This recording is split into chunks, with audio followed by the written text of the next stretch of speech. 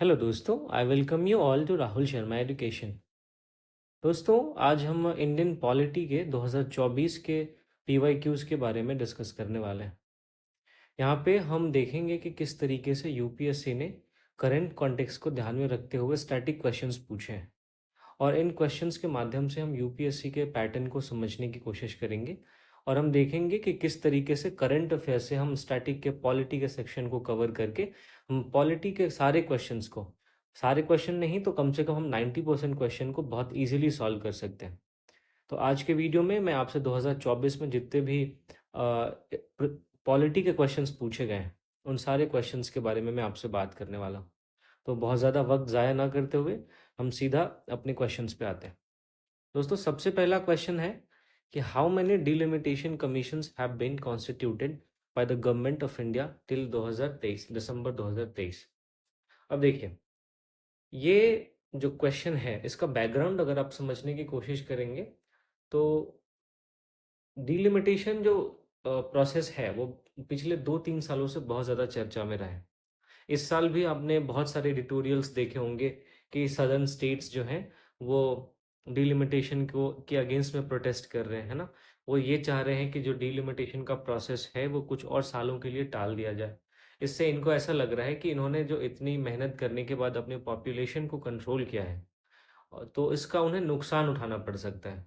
क्योंकि हमारे देश में जो भी सीट्स अलॉट होती हैं स्टेट्स को लोकसभा में या फिर राज्यसभा में, वो उनके पॉपुलेशन के बेस पे होती है। तो जिस राज्य की पॉपुलेशन ज़्यादा होती है उन राज्यों को ज़्यादा रिप्रेजेंटेशन मिलता है। तो इस वजह से सदर्न स्टेट्स डिलिमिटेशन के प्रोसेस का विरोध कर रहे हैं। तो इस वजह से ये जो क्वेश्चन है वो यूपीएससी ने पूछा है करंट कॉन्टेक्स्ट को ध्यान में रखते हुए, और ये आपके प्रीलिम्स 2025 के लिए भी बहुत ज़्यादा इंपॉर्टेंट होने वाला है। तो आप प्रीलिम्स 2025 से पहले इस बात को मेक श्योर ज़रूर कीजिएगा कि आपने डिलिमिटेशन कमीशन को अच्छे से पढ़ लिया हो और अच्छे से रिवाइज भी कर लिया हो। तो दोस्तों, अगर हम इस क्वेश्चन के कॉन्टेक्स्ट में बात करें तो डिलिमिटेशन कमीशन को अभी तक टोटल 4 बारी कॉन्स्टिट्यूट किया गया है। इसको एक बारी सबसे पहले हम 1952 में, फिर 63 में, फिर 72 में और फिर 2002 में हम देखते हैं। ठीक है? तो आप इस बात को ध्यान में रखेंगे कि जो डिलिमिटेशन कमीशन है वो एक स्टैट्यूटरी बॉडी है। It is not a constitutional body, ये एक स्टैट्यूटरी बॉडी है क्योंकि ये जो 4 साल आप देख रहे हैं 52, 63, 72 और 2002, इन चारों सालों में अलग अलग एक्ट पास करके डिलिमिटेशन कमीशन को बनाया गया था। ठीक है? अगर हम डिलिमिटेशन कमीशन के कॉन्स्टिट्यूशनल बैकिंग की बात करें, यानी हमारे कॉन्स्टिट्यूशन का कौन सा प्रोविजन डिलिमिटेशन कमीशन के कॉन्स्टिट्यूशन की बात करता है, तो वो आपका आर्टिकल 82 है और 170 है। जहाँ 82 लोकसभा की जो भी कॉन्स्टिट्यूएंसीज हैं उनके डिलिमिटेशन की बात करता है, वहीं 170 स्टेट लेजिस्लेटिव असेंबली के कॉन्स्टिट्यूएंसी की को उसके डिलिमिटेशन की बात करता है। तो चूंकि हमारे कॉन्स्टिट्यूशन में ये दो आर्टिकल्स दिए हुए हैं जहाँ पे अलग अलग कॉन्स्टिट्यूएंसीज के डिलिमिटेशन की बात है, तो इन्हीं डिलिमिटेशन के प्रोसेस को एग्जीक्यूट करने के लिए एक डिलिमिटेशन कमीशन निकल के आता है और इस डिलिमिटेशन कमीशन को अलग अलग एक्ट के माध्यम से बनाया जाता है। That is why it is a statutory body. अगर हम डिलिमिटेशन कमीशन के पर्पस की बात करें तो दोस्तों देखिए, डिलिमिटेशन कमीशन को बनाने का पर्पस दो है, या डिलिमिटेशन कमीशन जो भी डिलिमिटेशन का प्रोसेस करता है उसके दो पर्पस होते हैं। सबसे पहला कि किसी भी स्टेट के अंदर जो भी दो कॉन्स्टिट्यूएंसीज हैं उन कॉन्स्टिट्यूएंसीज के बीच में पॉपुलेशन और जो सीट्स अलॉट हैं उनको, इनके बीच का जो रेशियो होता है वो दो अलग अलग कॉन्स्टिट्यूएंसीज, चाहे ए और बी दो अलग अलग कॉन्स्टिट्यूएंसीज हैं, तो इनके बीच का जो रेशियो है वो जहाँ तक पॉसिबल हो एक समान बना रहे। मैं आपको एक एग्जांपल से समझाता हूँ। मान लीजिए कि 5 लाख के 5 लाख तो ज़्यादा हो जाएगा, 10,000 की जनसंख्या पे, 10,000 के पॉपुलेशन पे एक सीट्स, एक कॉन्स्टिट्यूएंसी बनाई गई है ना? तो एक स्टेट के अंदर हर एक कॉन्स्टिट्यूएंसी में 10,000 के आसपास जनसंख्या होगी, तभी जाके उसको एक कॉन्स्टिट्यूएंसी माना जाएगा। इससे क्या हो जाएगा कि 10,000:1 का जो रेशियो है ये सारी कॉन्स्टिट्यूएंसीज के लिए बना रहेगा। तो एक पहला पर्पस डिलिमिटेशन कमीशन का ये है कि एक स्टेट के अंदर जो दो कॉन्स्टिट्यूएंसीज हैं उनके बीच में एक फेयर रिप्रेजेंटेशन बना रहे, यानी कि जितने लोगों पे एक सीट अलॉटेड है एक कॉन्स्टिट्यूएंसी में, सेम रेशियो दूसरे कॉन्स्टिट्यूएंसी में भी बना रहे। और दूसरा इसका पर्पस है कि दो अलग-अलग स्टेट्स के बीच में भी फेयर रिप्रेजेंटेशन बना रहे। मान लीजिए कि पॉपुलेशन के बेस पे तो स्टेट्स को रिप्रेजेंटेशन मिलता है। तो एक स्टेट की जितनी पॉपुलेशन है, तो उस पॉपुलेशन के एवज में उसको जितने सीट्स मिले हैं, दूसरे स्टेट में भी सेम रेशियो को बनाया जा सके। अब मान लीजिए किसी भी स्टेट में अगर पॉपुलेशन बढ़ गया है, तो उसके बढ़े हुए पॉपुलेशन के एवज में उसकी सीट्स भी बढ़नी चाहिए ताकि रेशियो बराबर रहे। और इसी पर्पज से डीलिमिटेशन कमीशन को कॉन्स्टिट्यूट किया जाता है या डीलिमिटेशन का प्रोसेस किया जाता है। तो इस करंट बैकग्राउंड में हम देखते हैं कि डीलिमिटेशन का ये क्वेश्चन आपको यूपीएससी ने पूछा है। और ये क्वेश्चन मैं इसको बहुत इजी मानूंगा, क्योंकि अगर आपने लक्ष्मीकांत को पढ़ा होगा या जो भी कोई भी स्टैंडर्ड बुक पढ़ा होगा, तो उसमें आपने बहुत ही इजीली शब्दों में ये देखा होगा कि 4 बार अभी तक डीलिमिटेशन कमीशन को बनाया जा चुका है। अब हम नेक्स्ट इंपॉर्टेंट क्वेश्चन पे बढ़ते हैं। द नेक्स्ट क्वेश्चन है कि the constitution act 71st amendment act 1992 amends the 8th schedule to the constitution to include which of the following language. यानी 71st अमेंडमेंट 1992 ने 8th शेड्यूल में कौन कौन से लैंग्वेज को इंक्लूड किया था। अब देखिए, इस क्वेश्चन के आंसर पे जाने से पहले मैं आपको इसका बैकग्राउंड समझाता हूँ। दरअसल 2023 और 24 के बीच में क्या हुआ था कि सुप्रीम कोर्ट में एक पीआईएल फाइल किया गया था। इस पीआईएल में ये कहा गया था कि राजस्थानी भाषा को भी हमारे कॉन्स्टिट्यूशन के 8th शेड्यूल में इंक्लूड करना चाहिए। साथ ही साथ कुछ रीजनल लैंग्वेजेस भी थी। फॉर एग्जांपल आप देखेंगे कुई एक लैंग्वेज है, और इसके साथ साथ कुछ साइन लैंग्वेजेस को भी हमारे कॉन्स्टिट्यूशन के 8th शेड्यूल में शामिल करने की मांग की गई थी इस पीआईएल के माध्यम से। तो सुप्रीम कोर्ट ने इस पीआईएल को रिजेक्ट कर दिया और इसमें कहा कि ये गवर्नमेंट की पॉलिसी का पार्ट है, इस पे जुडिशरी कुछ नहीं कर सकती। तो इस पीआईएल के कारण ये जो 8th शेड्यूल है हमारा वो चर्चा में रहा था, इसलिए यूपीएससी ने इससे स्टैटिक क्वेश्चन बना के पूछ लिया। ठीक है? तो आप देख पा रहे होंगे कि किस तरीके से करंट के कॉन्टेक्स्ट में यूपीएससी स्टैटिक के क्वेश्चन को तैयार कर रही है ना? तो इस तरीके से मैं आपसे उम्मीद करूंगा कि जब भी आप करंट अफेयर्स में पॉलिटी के जो करंट अफेयर्स पढ़ें, तो आप इस बात को मेक श्योर करें कि आप उस करंट के स्टैटिक पोर्शन को ज़रूर कवर करें। तो अगर हम 71st अमेंडमेंट एक्ट की बात करें, तो इसने दरअसल 3 लैंग्वेज कोंकणी, मणिपुरी और नेपाली, इन 3 लैंग्वेजेस को 8th शेड्यूल में इंक्लूड किया था। वहीं मैथिली जो है, मैथिली को आप देखेंगे 92nd कॉन्स्टिट्यूशनल अमेंडमेंट 2003 के माध्यम से इसको शामिल किया गया था। अब इस 92nd अमेंडमेंट ने ना केवल मैथिली को बल्कि बोडो, डोगरी और संथाली, इन तीनों को भी 8th शेड्यूल में शामिल किया था। तो इस तरीके से हम देखते हैं कि ये जो क्वेश्चन है आप इसको मॉडरेट कह सकते हैं, क्योंकि ये है तो फैक्चुअल, बट अब चूंकि करेंट के कॉन्टेक्स्ट में था और थोड़ा मुश्किल था ये फैक्ट याद रखना, इसके लिए हम इसको मॉडरेट कैटेगरी में रख सकते हैं। तो ये माफ़ कीजिएगा, पहले का जो आंसर होगा, ये पहले का आंसर होगा 4। हम नेक्स्ट क्वेश्चन का इसका आंसर हमने देखा कि कोंकणी, मणिपुरी और नेपाली ये 3 लैंग्वेजेस थे, तो इसलिए हमारा ऑप्शन हो जाएगा 1, 2 एंड 3। अब हम दोस्तों आगे बढ़ते हैं। अगला क्वेश्चन है, which of the following statements are correct about the constitution of India. India के कॉन्स्टिट्यूशन के बारे में कौन सा स्टेटमेंट सही है। देखिए, सबसे पहला है कि powers of the municipalities are given in part 9A of the constitution. ये बिल्कुल सही है। हम देखते हैं कि 74th अमेंडमेंट के माध्यम से हमारे कॉन्स्टिट्यूशन में एक नया पार्ट 9A ऐड किया गया था, जिसमें म्यूनिसिपैलिटीज की चर्चा है। वहीं 73rd अमेंडमेंट के माध्यम से हम देखते हैं एक नया पार्ट 9 ऐड किया गया था, इसमें पंचायत की चर्चा है। और फिर हम देखते हैं कि 97th अमेंडमेंट 2011, इसके माध्यम से एक नया पार्ट भी ऐड किया गया था, हम इसको पार्ट 9B कहते हैं। इसमें कोऑपरेटिव जो भी सोसाइटीज़ हैं, कोऑपरेटिव कमिटीज़, उनको हमारे कॉन्स्टिट्यूशन में शामिल करके कोऑपरेटिव्स को एक कॉन्स्टिट्यूशनल स्टेटस दिया गया था। तो इस तरीके से हम देखते हैं कि जो पहला स्टेटमेंट है कि पार्ट 9A में म्यूनिसिपैलिटीज़ की चर्चा है, तो ये बिल्कुल सही है और ये 74th अमेंडमेंट के माध्यम से किया गया था। दूसरा है, emergency provisions are given in part 18 of the constitution. ये भी बिल्कुल आप सही देखेंगे कि जब आप लक्ष्मीकांत पढ़ेंगे दोस्तों, तो मेकिंग ऑफ द कॉन्स्टिट्यूशन करके जो चैप्टर है, उसमें आप देखेंगे कि अलग अलग पार्ट्स में कौन कौन से बातें हैं, उसको पूरा एक चार्ट बना के लिखा हुआ है। तो अगर आपने उसको लक्ष्मीकांत की बुक को ध्यान से पढ़ा है, तो ये क्वेश्चन आप इजीली सॉल्व कर पाएंगे। तो ये भी सही है, पहला भी सही है, दूसरा भी सही है। अब तीसरा को देखते हैं। Provisions related to the amendment of the constitution are given in part 20 of the constitution. ये भी स्टेटमेंट बिल्कुल सही है। हम देखते हैं कि पार्ट 20 में कॉन्स्टिट्यूशन में कैसे अमेंडमेंट किया जाए इस बात की चर्चा है, और आर्टिकल 368 इसी पार्ट के अंदर में आता है। तो हमारा तीनों स्टेटमेंट यहाँ पे सही होता है, तो हमारा आंसर हो जाएगा 1, 2 एंड 3।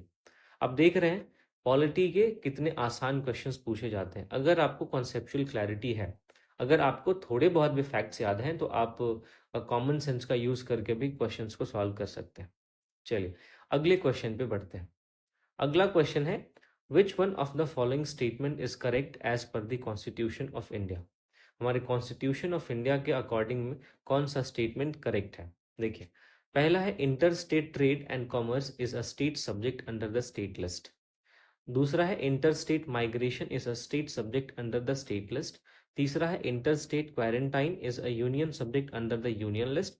और अगला है corporation tax is a state subject under the state list. अब यहाँ पे देखिए, इस क्वेश्चन को सॉल्व करने के लिए आपको थोड़ा सा कॉमन सेंस यूज करना पड़ेगा। अब देखिए, हमने अपने देश में फेडरल सिस्टम को अडॉप्ट किया है, राइट।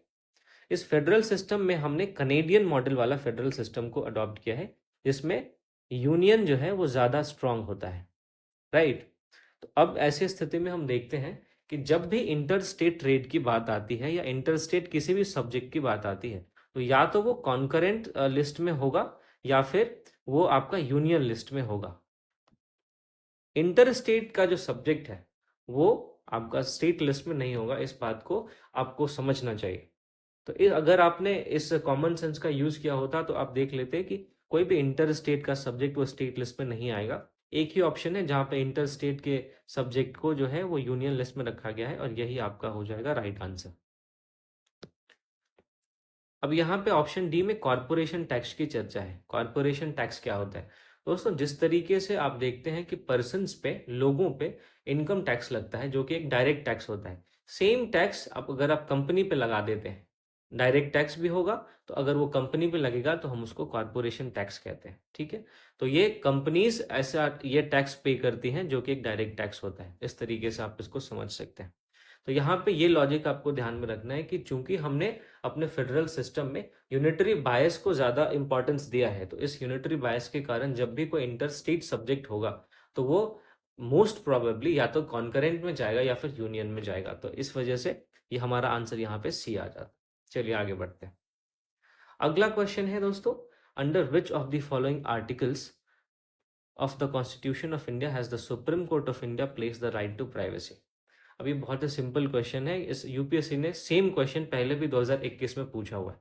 तो ये आप देखते हैं कि 2017 के केएस पुट्टा स्वामी केस में सुप्रीम कोर्ट ने राइट टू प्राइवेसी को as a fundamental right declare किया था अंडर आर्टिकल 21। तो इसका आंसर हो जाएगा ऑप्शन नंबर डी, ठीक है। इस क्वेश्चन में बहुत ज़्यादा डिस्कशन करने के लिए कुछ है नहीं। हाँ, एक बात आप यहाँ पे याद रख सकते हैं कि अगर ट्रिनिटी की बात करें, फंडामेंटल राइट के ट्रिनिटी की बात करें, तो आर्टिकल 14, आर्टिकल 19 और आर्टिकल 21, इन तीनों को मिला के हम ट्रिनिटी कहते हैं। ये बात आप थोड़ा सा ध्यान में रख सकते हैं। और ये तीनों ऐसे फंडामेंटल राइट के आर्टिकल्स हैं जिस पे सबसे ज़्यादा डिबेट्स हुए हैं, ठीक है। तो इन तीनों आर्टिकल के बारे में ये बात आप ध्यान में रख सकते हैं। अगला है, who was the provisional president of the constituent assembly before doctor Rajendra Prasad took over. अब देखिए, ये भी आपका एक एब्सोल्युटली फैक्चुअल क्वेश्चन है, लेकिन ये बहुत ही इजीली आप कर सकते हैं अगर आपने पॉलिटी को थोड़ा सा भी ध्यान से पढ़ा है। तो आपने दोस्तों जब making of the constitution chapter पढ़ा होगा तो उसमें देखा होगा आपने कि राजेंद्र प्रसाद से पहले डॉक्टर सच्चिदानंद सिन्हा को प्रोविजनल प्रेसिडेंट बनाया गया था हमारे कॉन्स्टिट्यूएंट असेंबली का। और इनको इस सिस्टम के आधार पे बनाया गया था, इस कन्वेंशन के आधार पे बनाया गया था कि फ्रेंच कन्वेंशन में क्या होता है कि वहाँ पे जो भी सीनियर मोस्ट मेंबर होते हैं उनको चेयरमैन बना दिया जाता है। तो हमने इसी कन्वेंशन को फॉलो करते हुए डॉक्टर सच्चिदानंद सिन्हा को प्रोविजनल प्रेसिडेंट बना दिया था कॉन्स्टिट्यूएंट असेंबली का। तो ये एक सिंपल क्वेश्चन था, इसमें बहुत ज़्यादा कुछ डिस्कशन के लिए था नहीं। तो ये आपका आंसर हो जाएगा ऑप्शन नंबर डी। अब आते हैं अगले क्वेश्चन पे। As per the Article 368 of the Constitution of India, the Parliament may amend any provision of the Constitution by way of, पहला है एडिशन, दूसरा है वेरिएशन, तीसरा है रिपीट। तो दोस्तों, अगर आपने पॉलिटी पढ़ी होगी, अगर आपने आर्टिकल 368 या फिर पार्ट 20 ऑफ द कॉन्स्टिट्यूशन पढ़ा होगा, जिसमें कि कॉन्स्टिट्यूशन के अमेंडमेंट की बात है। तो वहां पे आपने देखा होगा आर्टिकल 368 में साफ साफ लिखा हुआ है कि हम कॉन्स्टिट्यूशन में तीन तरीके से अमेंडमेंट कर सकते हैं। एक तो कुछ ऐड करके, या फिर कॉन्स्टिट्यूशन के किसी प्रोविजन को मॉडिफाई करके या उसमें वेरिएशन लाके, और तीसरा है कॉन्स्टिट्यूशन के किसी प्रोविजन को रिपील करके। तो हम इन तीनों तरीकों से कॉन्स्टिट्यूशन में अमेंडमेंट कर सकते हैं। हमारा ऑप्शन हो जाएगा 1, 2 एंड 3। अब मैं इसको आपको एक एग्जाम्पल से समझाता हूँ। आप देखेंगे कि 42nd अमेंडमेंट जो था, जो कि 1976 में आया था, इसने हमारे कॉन्स्टिट्यूशन के प्रियम्बल में तीन वर्ड्स ऐड किए: सेक्युलर, सोशलिस्ट और इंटेग्रिटी। तो इसमें हमने क्या किया, बाय वे ऑफ एडिशन हमने कॉन्स्टिट्यूशन में अमेंडमेंट किया। ठीक है। फिर 42nd अमेंडमेंट ने ही हमारे डीपीएसपी वाले पार्ट में आर्टिकल 48A इसको ऐड किया, जहां पे एनवायरनमेंट को प्रोटेक्ट करने की बात की गई है, ड्यूटी दी गई है। फिर हम देखते हैं कि 42nd अमेंडमेंट ने ही हमारे कॉन्स्टिट्यूशन में फंडामेंटल ड्यूटी वाले पार्ट को, जो कि आर्टिकल 51A में है, उसको ऐड किया। तो इस तरीके से हम देखते हैं कि कुछ ऐड करके हमारे कॉन्स्टिट्यूशन में अमेंडमेंट किए गए हैं। फिर अगर हम वेरिएशन की बात करें दोस्तों, कि ऐसे कौन से एग्जाम्पल्स हैं जिनके माध्यम से हम ये समझ सकते हैं कि हमारे कॉन्स्टिट्यूशन में अमेंडमेंट कुछ मॉडिफिकेशन करके भी किया जा सकता है। तो आप देखेंगे कि 61st अमेंडमेंट 1989 जो था, इसने वोटिंग एज को 21 साल से कम करके 18 साल कर दिया। तो हमने क्या किया, जो कॉन्स्टिट्यूशन का प्रोविजन था उसको मॉडिफाई कर दिया। राइट। अब देखते हैं एक और कॉन्स्टिट्यूशन अमेंडमेंट है, 24th अमेंडमेंट 1971। इस अमेंडमेंट ने ये किया कि अगर कोई भी कॉन्स्टिट्यूशनल अमेंडमेंट बिल प्रेसिडेंट के पास जाता है after passing from Lok Sabha and Rajya Sabha, तो प्रेसिडेंट उस कॉन्स्टिट्यूशनल अमेंडमेंट बिल को अपना एसेंट देगा ही देगा, ये उसके लिए मैंडेटोरी है। तो इस प्रोविजन को हमने मॉडिफाई कर दिया, इससे पहले ऐसा नहीं था। ठीक है। तो ये देख सकते हैं कि हम कैसे वेरिएशन के माध्यम से हमने कॉन्स्टिट्यूशन के प्रोविजंस में अमेंडमेंट किया है। फिर अगर हम वे ऑफ रिपील के का एग्जांपल देखें, तो उसका सबसे अच्छा एग्जांपल आप देख सकते हैं, आर्टिकल 19(1)(f। दरअसल आर्टिकल 19(1)(f में right to acquire property, right to hold property, ये फंडामेंटल राइट बनाया गया था। बट 44th अमेंडमेंट एक्ट 1978 में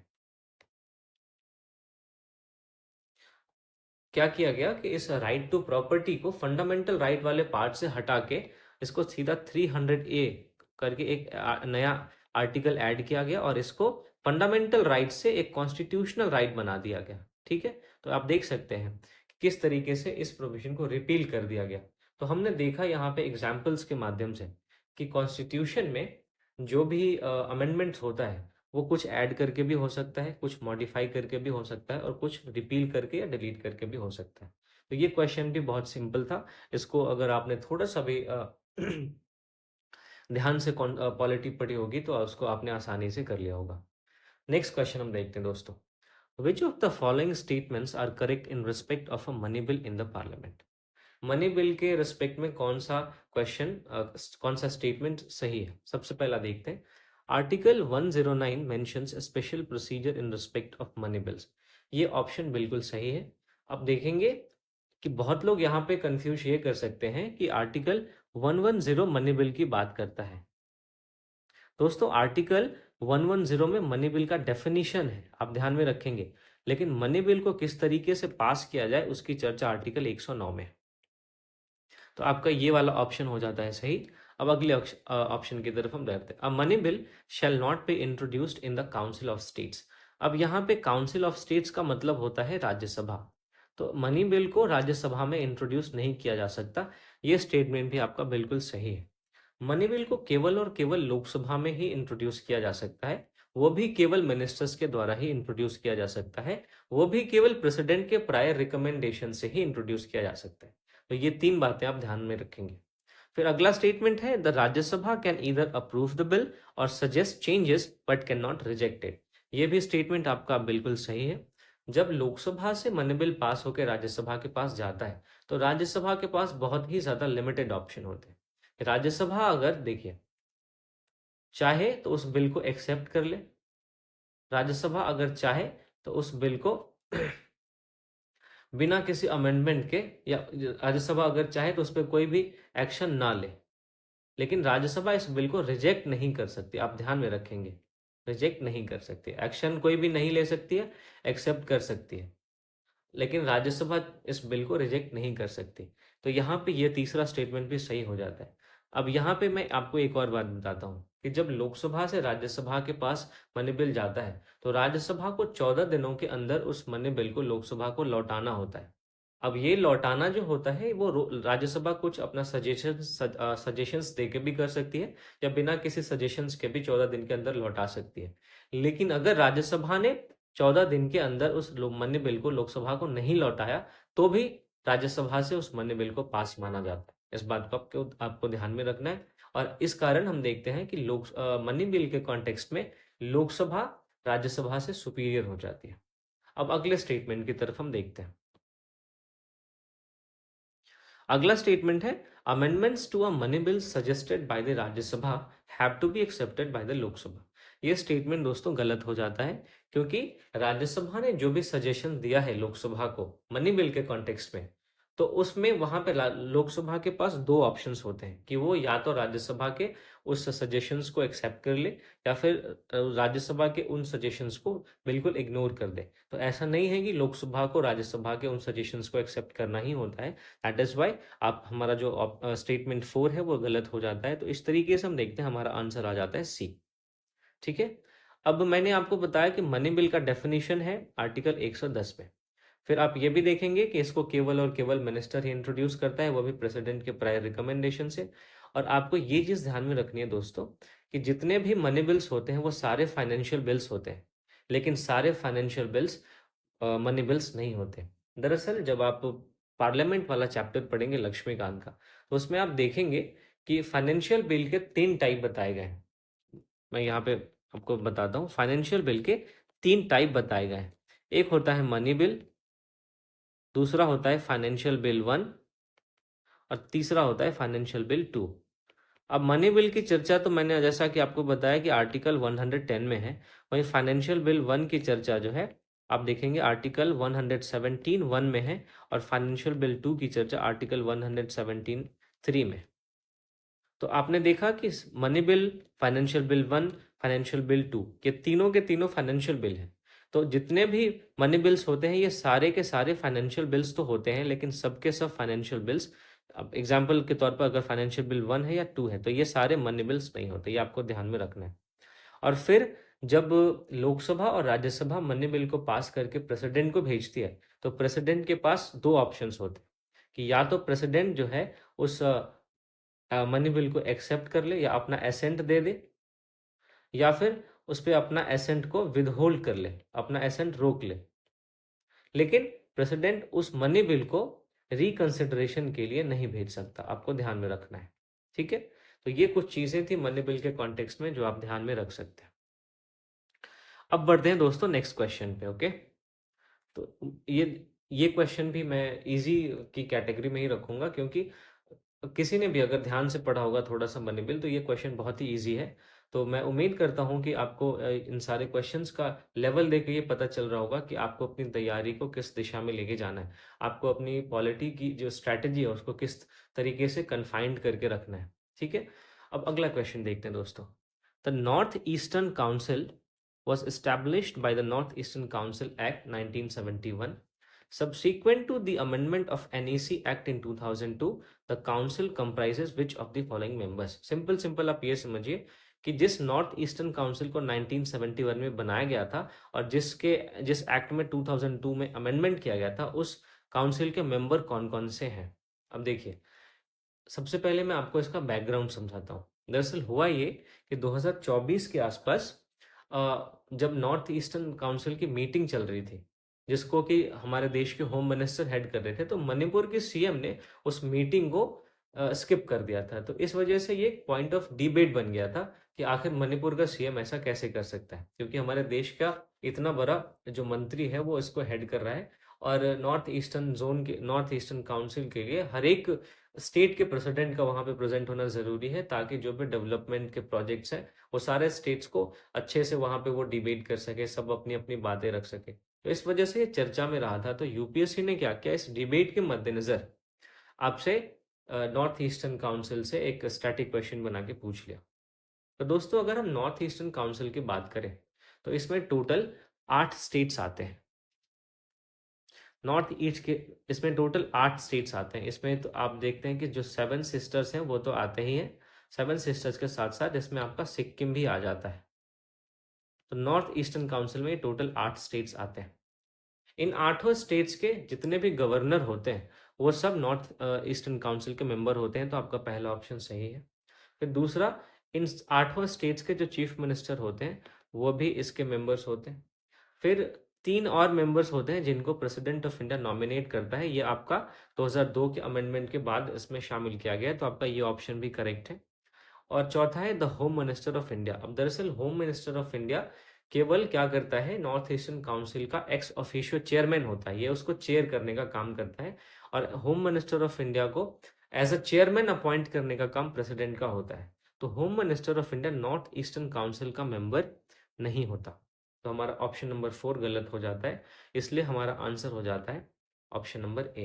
अब यहाँ पे आपको कुछ और चीज़ें भी ध्यान में रखनी है। हमारे देश में दोस्तों अलग अलग जोनल काउंसिल्स भी हैं।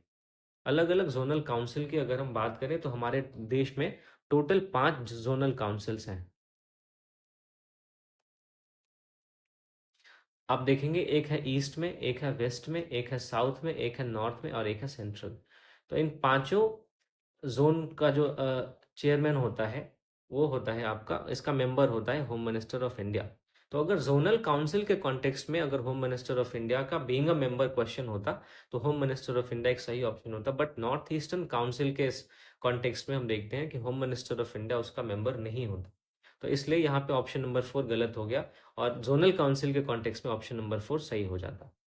अब आप मुझे कमेंट में ये बता सकते हैं कि आप जिस भी स्टेट से आते हैं वो स्टेट आप कौन से जोन में आता है या कौन से जोनल काउंसिल में आता है, ये आप मुझे कमेंट करके बता सकते हैं। दोस्तों ये हमारा जोनल काउंसिल का क्वेश्चन था। मैं उम्मीद करता हूँ कि आपको ये समझ में आया होगा और आप समझ पा रहे होंगे किस तरीके से करंट को ध्यान में रखते हुए यूपीएससी अपने सारे सब्जेक्ट के क्वेश्चन को प्रिपेयर करती है। अब हम अगले क्वेश्चंस पे बढ़ते हैं। अगला है कि a writ of prohibition is an order issued by Supreme Court or High Courts to option number A a government officer prohibiting him from taking a particular action. नहीं, देखिए इन सारे ऑप्शंस को पहले मैं पढ़ देता हूँ फिर मैं आपको रेट के बारे में समझाता हूँ। द पार्लियामेंट और legislative assembly to pass a law on prohibition, ये ऑप्शन भी गलत है।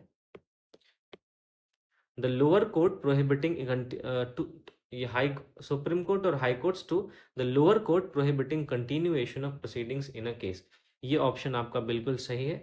और देखते हैं डी भी गलत हो जाएगा। अब देखिए अगर हम रिट्स की बात करें दोस्तों तो रिट्स को हमने इंग्लिश लॉ से लिया है। ये हमारे कॉन्स्टिट्यूशन में ओरिजिनली नहीं था, हमने इसको इंग्लिश लॉ से लिया है। अब रिट टोटल 5 टाइप के होते हैं। उसमें सबसे पहला होता है मैंडमस, ठीक है, मैंडमस होता है। फिर आप देखते हैं सर्टियोरारी होता है, प्रोहिबिशन होता है, क्वो वारंटो होता है और हेबियस कॉर्पस होता है। तो यहाँ पे हम बात करें प्रोहिबिशन रिट के बारे में। प्रोहिबिशन रिट जो होता है वो कोई भी हायर कोर्ट एक लोअर कोर्ट को इशू कर सकता है। अब जैसा कि इसके नाम से ही आप देख रहे होंगे, प्रोहिबिट करना मतलब किसी प्रोसेस को रोकना। तो जो प्रोहिबिशन का रिट है वो हाई कोर्ट्स या सुप्रीम कोर्ट्स के द्वारा किसी लोअर कोर्ट को किसी भी प्रोसीडिंग को कंटिन्यू करने से रोकने के लिए इशू किया जाता है। तो इस तरीके से रिट का आप देख सकते हैं।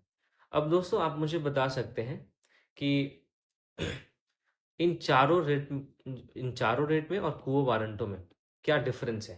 कुओ वारंटो रेट में एक स्पेशल फीचर उभर के आता है, वो क्या है आप मुझे बता सकते हैं। चलिए तो ये क्वेश्चन को भी मैं रखूंगा इजी कैटेगरी में ही, क्योंकि सीधा सीधा सवाल पूछा हुआ है और बाकी रेट जुरिस्डिक्शन का एग्जीक्यूटिव या लेजिस्लेचर से कोई भी लेना देना नहीं होता। ये देखिए हमारे कॉन्स्टिट्यूशन में क्या है कि सुप्रीम कोर्ट को हमारे फंडामेंटल राइट का गारंटर बनाया गया है।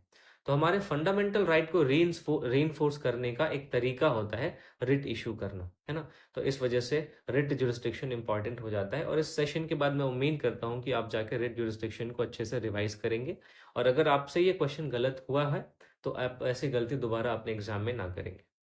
चलिए दोस्तों अगले क्वेश्चन पे बढ़ते हैं। अगला क्वेश्चन है कंसिडर द फॉलोइंग स्टेटमेंट्स।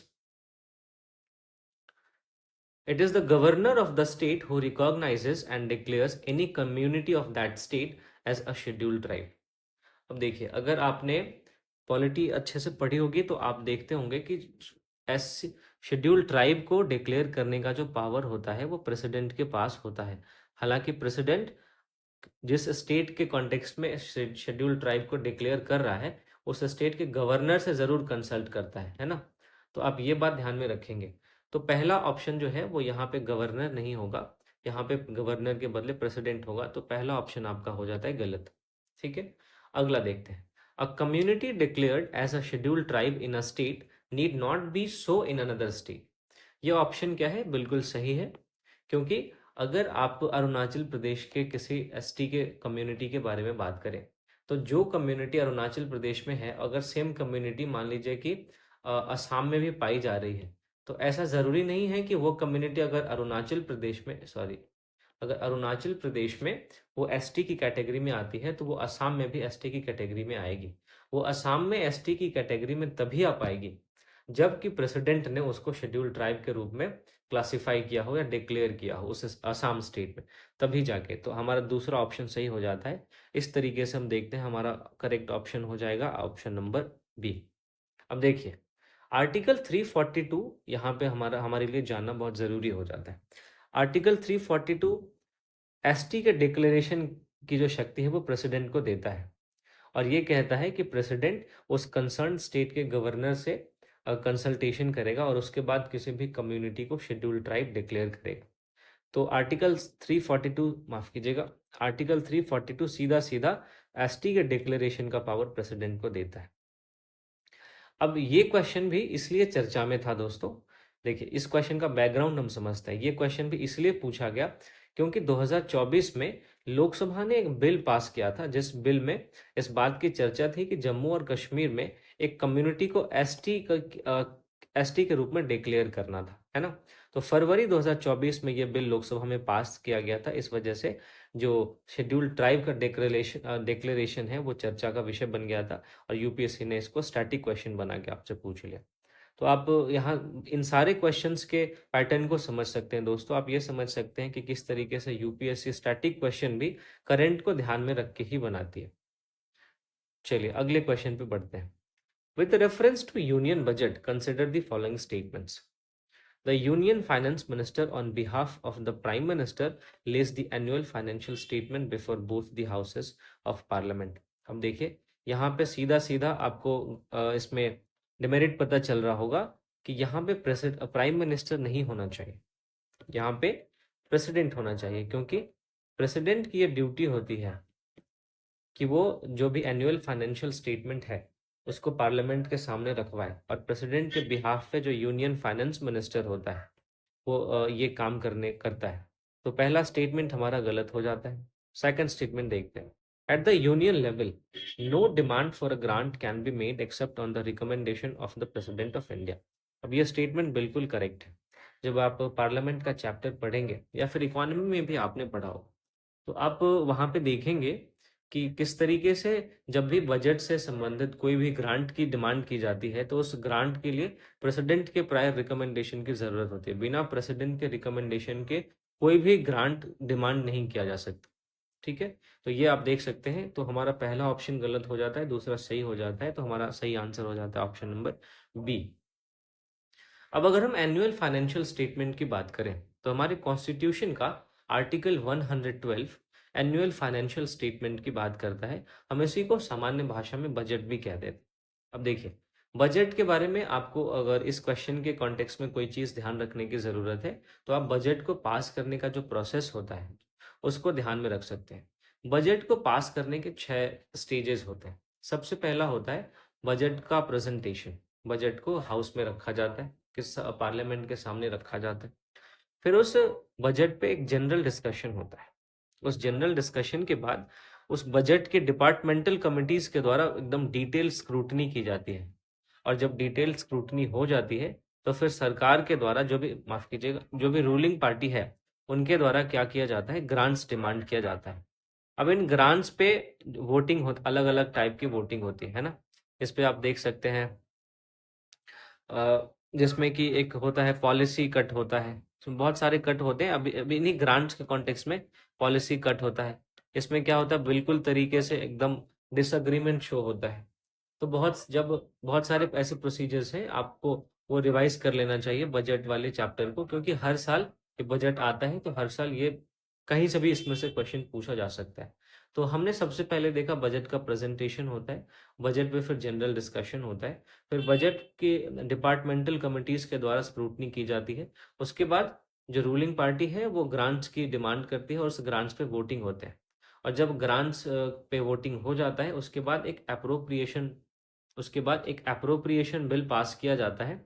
और फिर ये अप्रोप्रिएशन बिल दरअसल पार्लियामेंट के द्वारा जो भी गवर्नमेंट ऑफ इंडिया है उसको दिया जाने वाला एक ऑथराइजेशन है कि अब आप कंसोलिडेटेड फंड ऑफ इंडिया से पैसे निकाल सकते हैं। अप्रोप्रिएशन बिल से जब पार्टी को या रूलिंग पार्टी को जब ऑथराइजेशन मिल जाता है, तो उसके बाद एक फाइनेंशियल बिल पास किया जाता है। और फाइनेंशियल बिल जो है वो दरअसल जब भी कंसोलिडेटेड फंड ऑफ इंडिया से कोई भी पैसा निकाला जाता है, तो उसको फाइनेंशियल बिल के माध्यम से ही निकाला जाता है। तो इस तरीके से हम देखते हैं ऑथराइजेशन के बाद सरकार कंसोलिडेटेड फंड ऑफ इंडिया से पैसे निकालती है। और इस तरीके से ये जो बजट का पूरा प्रोसेस है, ये मैंने आपको समझाया। उम्मीद करता हूँ कि इससे आगे बढ़ के भी आप जाएंगे और पार्लियामेंट का जो चैप्टर है लक्ष्मीकांत का, वो देखिए लक्ष्मीकांत के one of the most important chapters में से एक है पार्लियामेंट का चैप्टर। बहुत ज़्यादा बड़ा भी है और उसमें बहुत सारी जानकारियां भी है जिससे कि क्वेश्चन बनते हैं, सॉरी। तो ये दोस्तों हमारा ये क्वेश्चन था और इस क्वेश्चन के कॉन्टेक्स्ट में हमने इतना इन्फॉर्मेशन देखा। अब हम बढ़ते हैं अगले क्वेश्चन की तरफ। With reference to the speaker of the Lok Sabha consider the following statements. पहला है, while any resolution for the removal of the speaker of the lok sabha is under consideration, he or she shall not preside। अब ये statement बिल्कुल ही सही है। मान लीजिए कि लोकसभा स्पीकर को ही हटाने का रेजोल्यूशन अंडर कंसिडरेशन है और लोकसभा स्पीकर ही उस मीटिंग को प्रेजाइड कर रहा है, तो इससे ये पता चलता है कि ये किसी भी नेचुरल जस्टिस का फिर यहाँ पे कॉन्सेप्ट फॉलो नहीं हो पाता है ना। तो इस तरीके से हम देखते हैं कि जब भी लोकसभा के स्पीकर के रिमूवल का जो रेजोल्यूशन है वो अगर अंडर कंसिडरेशन है, तो लोकसभा स्पीकर प्रिजाइड नहीं करेगा, ही or she shall not preside. तो ये ऑप्शन आपका बिल्कुल सही हो जाता है। अब देखिए, he or she shall not have the right to speak. अब ये ऑप्शन गलत है। लोकसभा स्पीकर को हटाने का जो रेजोल्यूशन होता है, जब वो अंडर कंसिडरेशन होता है, तो उसको बोलने का भी अधिकार होता है, उसको मीटिंग्स में पार्टिसिपेट करने का भी अधिकार होता है। ठीक है, तो वो बोल भी सकता है और किसी भी मीटिंग में पार्टिसिपेट भी कर सकता है। तो ये ऑप्शन आपका गलत हो जाता है। फिर अगला है, he or she shall not be entitled to vote on the resolution in the first instance. तीसरा ऑप्शन ये कहता है कि जब लोकसभा स्पीकर को हटाने का रेजोल्यूशन अंडर कंसिडरेशन है, तो वो फर्स्ट इंस्टेंस में वोट नहीं कर सकता। ये ऑप्शन आपका गलत है। देखिए, दो सिचुएशन होती है। लोकसभा स्पीकर नॉर्मल केसेस में क्या होता है, केवल और केवल कास्टिंग वोट ही डाल सकता है। लेकिन जब लोकसभा स्पीकर को रिमूव करने का रेजोल्यूशन अंडर कंसिडरेशन हो, तो फिर वो फर्स्ट इंस्टेंस में वोट डाल सकता है, लेकिन कास्टिंग वोट नहीं डाल सकता। तो ये थोड़ा सा अंतर आ जाता है। तो आप देखेंगे कि दूसरा और तीसरा स्टेटमेंट गलत है, केवल पहला स्टेटमेंट सही है। तो आपका आंसर हो जाता है ऑप्शन नंबर ए। अब लोकसभा स्पीकर के बारे में मैं आपको बताऊं, तो लोकसभा स्पीकर को हटाने का जो प्रोसेस है, उसमें जो इफेक्टिव मेजोरिटी को फॉलो किया जाता है। अब इफेक्टिव मेजोरिटी क्या होती है, मैं आपको समझाता हूँ। इफेक्टिव मेजोरिटी का मतलब टोटल सीट्स में से जितनी टोटल सीट्स है उसमें से अगर आप वेकेंट सीट माइनस कर दें, तो जो आपकी जो इफेक्टिव सीट्स आती हैं, इसी का मेजोरिटी लाना होता है।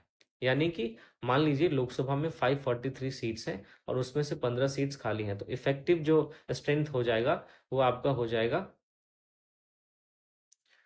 530 538, है ना। तो 538 का 50% प्लस 1, ये होता है इफेक्टिव मेजोरिटी। तो लोकसभा स्पीकर को इस तरीके से हटाया जाता है, ये आप ध्यान में रख सकते हैं।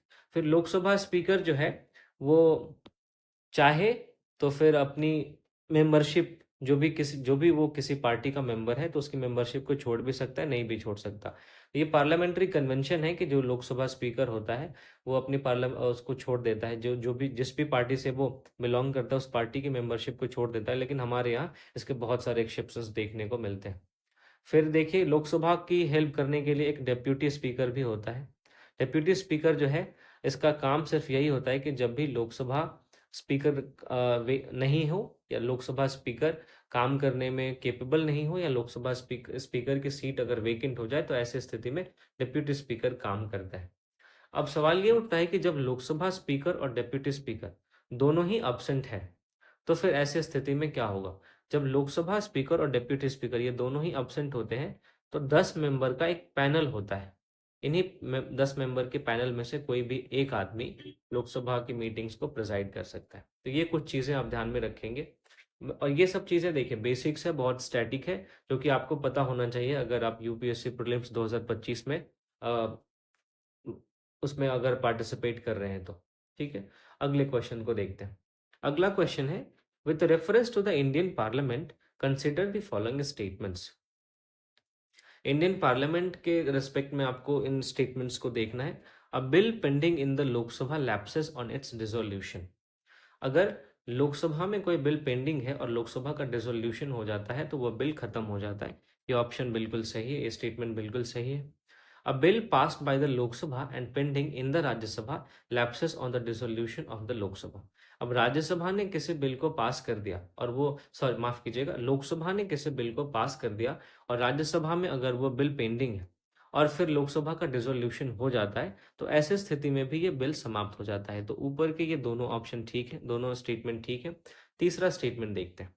A bill in regard to which the President of India notified his or her intention to summon the houses to a joint sitting lapses on the dissolution of the Lok Sabha। देखिए अगर लोकसभा और राज्यसभा के बीच में deadlock लग गया है और कोई भी बिल बहुत ज़्यादा अटमोस्ट पब्लिक इंपॉर्टेंस का है तो ऐसे स्थिति में क्या होता है कि लोकसभा और राज्यसभा की जॉइंट सिटिंग को बुलाया जाता है प्रेसिडेंट के द्वारा। तो अगर लोकसभा के डिसोल्यूशन से पहले प्रेसिडेंट ने ये नोटिफाई कर दिया है कि एक जॉइंट सिटिंग बुलाई जाएगी जिसमें किसी बिल को, जिसपे कि डेडलॉक लगा हुआ है, उस बिल को डिस्कस किया जाएगा, तो लोकसभा के डिसोल्यूशन से पहले अगर प्रेसिडेंट ने ये नोटिस दे दिया है तो फिर वो बिल लैप्स नहीं होता है। तो इस वजह से ये जो ऑप्शन हमारा 3 है वो गलत हो जाता है, क्योंकि इसमें कहा गया है कि वो बिल लैप्स कर जाएगा ज्वाइंट सिटिंग में जाने से पहले। तो ये ऑप्शन तीसरा हमारा गलत हो जाता है। तो हमारा ऑप्शन है, कौन कौन सा करेक्ट पूछ रहा है, तो हम देखते हैं 1 और 2 करेक्ट है। ऑप्शन नंबर बी हमारा आंसर हो जाएगा। अब बढ़ते हैं दोस्तों नेक्स्ट उसकी तरफ, नेक्स्ट क्वेश्चन की तरफ। अगला क्वेश्चन है, with reference to the parliament of India consider the following statements. Parliament of India के कॉन्टेक्स्ट में इन स्टेटमेंट्स को आपको देखना है। पहला है, माफ कीजिएगा 1 मिनट सर, हाँ, पहला स्टेटमेंट है, prorogation of a house by the president of India does not require the advice of the council of ministers. ये ऑप्शन जो है ये स्टेटमेंट गलत है, क्योंकि प्रोरोगेशन के लिए काउंसिल ऑफ मिनिस्टर की एडवाइस की ज़रूरत होती है और काउंसिल ऑफ मिनिस्टर के एडवाइस पे ही राष्ट्रपति जो है वो जनरली प्रोरोगेशन करता है। प्रोरोगेशन देखिए, प्रोरोगेशन का मतलब दोस्तों होता है, प्रोरोगेशन का मतलब होता है किसी भी सेशन का ख़त्म हो जाना, सेशन का एंड हो जाना। तो हमारे पार्लियामेंट, हमारे देश में 3 सेशन होते हैं, बजट सेशन, मॉनसून सेशन और विंटर सेशन। तो इन तीनों सेशन जो है वो एक 3 महीने तक चलता है, एक 2 महीने तक चलता है, एक 1 महीने तक चलता है। तो ये हर एक सेशन जो है वो 3 महीने की काम करने के बाद, या मतलब जो जिनका जो भी ड्यूरेशन है काम करने के बाद इनका एंड हो जाता है कुछ समय के लिए, उसी को हम प्रोरोगेशन कहते हैं। तो जब भी राष्ट्रपति प्रोरोगेशन करता है तो वो हमेशा काउंसिल ऑफ मिनिस्टर्स के एडवाइस पे ही करता है। तो पहला स्टेटमेंट जो है ये, अब सॉरी माफ कीजिएगा, पहला स्टेटमेंट गलत हो जाता है, does not require the advice of the council of ministers, ये स्टेटमेंट गलत है। President does require the council of minister advice of council of ministers. अगला स्टेटमेंट देखते हैं। Prorogation of a house is generally done after the house is adjourned sine die, but there is no bar to the President of India prorogating the house which is in session। ये statement बिल्कुल ठीक है। क्या होता है कि जब last meeting होती है, किसी भी सेशन की लास्ट मीटिंग जब होती है, तो जो प्रिजाइडिंग ऑफिसर होता है वो एडजर्नमेंट सिने डाई डिक्लेयर कर देता है। एडजर्नमेंट सिने डाई का मतलब होता है बिना अगली मीटिंग की डेट बताए हुए सेशन को या मीटिंग को ख़त्म कर देना। ठीक है, इसको एडजर्नमेंट सिने डाई कहते हैं। तो जब लोकसभा या स्पीकर हो या राज्यसभा में चेयरमैन हो, जो भी प्रिसाइडिंग ऑफिसर एडजर्नमेंट सिने डाई को डिक्लेयर करता है, उसके बाद प्रेसिडेंट जो है वो प्रोरोगेशन इशू करता है। लेकिन आपको ध्यान में रखना है कि ज़रूरी नहीं है कि प्रेसिडेंट जो है वो किसी सेशन के एंड होने पे ही प्रोरोगेशन डिक्लेयर करे। प्रेसिडेंट चाहे तो वो किसी सेशन के बने हुए किसी सेशन के दौरान भी प्रोरोगेशन को इशू कर सकता है। तो प्रेसिडेंट के पास ऐसा कोई बार नहीं है कि वो जब सेशन के बाद ही प्रोरोगेशन को इशू करेगा। तो दूसरा स्टेटमेंट बिल्कुल सही हो जाता है। तीसरा स्टेटमेंट देखते हैं। Dissolution of the Lok Sabha is done by the president of India who does so on the advice of council of ministers. अगर आप इस वाले लाइन को छोड़ भी दें तो आपका कंफ्यूजन ही खत्म हो जाएगा। और इस वाली लाइन के अलावा who does so on the advice of the council of ministers, इतना भी अगर आप पढ़ेंगे तो आपका काम बहुत ईजी हो जाएगा। तो ये तीसरा स्टेटमेंट कह रहा है कि लोकसभा का डिसोल्यूशन काउंसिल ऑफ मिनिस्टर के एडवाइस पे ही प्रेसिडेंट करता है। तो ये ऑप्शन भी आपका बिल्कुल, ये स्टेटमेंट भी बिल्कुल आपका ठीक है। तो हमारा आंसर हो जाता है 2 and 3 ओनली। तो दोस्तों ये 2024 में पूछे गए कुछ पॉलिटी के क्वेश्चंस थे, जिसको मैंने आपको बताया। कुछ क्वेश्चन ऐसे थे जिनको कि करंट के बैकग्राउंड में पूछा गया था, कुछ क्वेश्चन ऐसे थे जो एब्सोल्यूट फैक्ट थे, कुछ क्वेश्चन ऐसे भी थे जिनके लिए कॉन्सेप्चुअल क्लैरिटी की बहुत ज़्यादा ज़रूरत थी। तो मैं उम्मीद करता हूँ कि इस सेशन से आपको फ़ायदा हुआ होगा और इस सेशन से आप ये समझ पाए होंगे कि किस तरीके से करंट को ध्यान में रखते हुए आपको अपनी पॉलिटी के स्टैटिक को कवर करते रहना है। तो दोस्तों अब मैं आपको एक चीज़ बताने वाला हूँ, वो आप ध्यान से सुनिएगा। अभी हमने टोटल 15 क्वेश्चन को डिस्कस किया। इन ऑल 15 क्वेश्चंस में से आप देखेंगे टोटल 15 के 15 आपको लक्ष्मीकांत की बुक से मिल जाएंगे इसके आंसर्स। लक्ष्मीकांत को यूपीएससी का बाइबल यूं ही नहीं कहते। इन टोटल 15 के 15 क्वेश्चन के आंसर आपको यूपीएससी के, माफ कीजिएगा, लक्ष्मीकांत के जो बुक है पॉलिटी की, उसमें मिल जाएगी। तो अगर आप लक्ष्मीकांत की लेटेस्ट एडिशन की बुक को बहुत ही कॉम्प्रिहेंसिवली कवर करना चाहते हैं तो आप मेरे इसी चैनल के प्लेलिस्ट पे जाके लक्ष्मीकांत की प्लेलिस्ट को देख सकते हैं। वहाँ पे मैंने लक्ष्मीकांत के चैप्टर्स को छोटे छोटे पार्ट्स में करके अलग अलग लेक्चर के थ्रू उनके उसके अलग अलग चैप्टर्स को कवर किया है, जहाँ पे मैंने बहुत ही ज़्यादा डिटेल में और बहुत ही आराम आराम से सारे कॉन्सेप्ट्स को समझाया है। उन नुआंसेस को मैंने बहुत डिटेल में एक्सप्लेन किया है जहाँ से क्वेश्चन बनने की संभावना बहुत ज़्यादा होती है।